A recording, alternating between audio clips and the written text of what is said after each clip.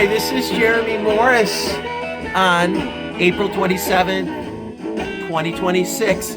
What we're looking at here is an album that you don't see in the record stores that often.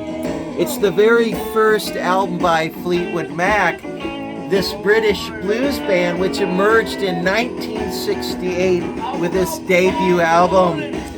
It's definitely got a traditional blues cover because, as you see, garbage cans, garbage and junk in the road, and a dog. And a lot of blues albums, if you look at them, the original blues artists, from Chicago especially, you'd see pictures of them sitting in alleyways and gutters with bottles of wine, down and out.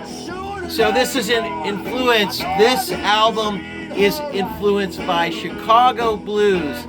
And these Brits were huge fans of the Chicago blues, and so they were replicating that style.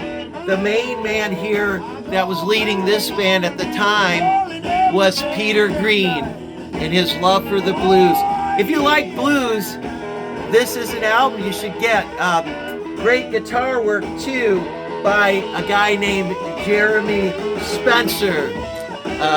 This original lineup was really, really good. And of course, we got Mick Fleetwood on drums and John McVie on bass. They were a great band right out the door, but they were hardcore blues.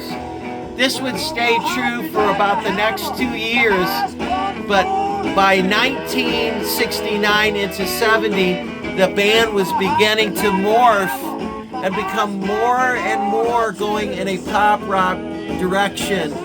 And the reason this was happening is because they would add a second guitarist to the band. His name was Danny Kerwin, and their style would begin to change.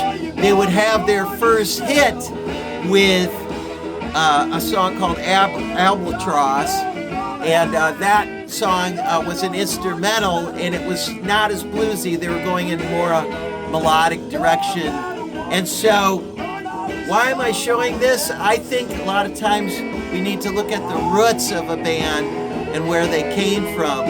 And so many of the successful rock bands, especially during the 60s and 70s, originally started out as blues bands. The Rolling Stones, a perfect example, but Fleetwood Mac also. And they would evolve from blues into pop.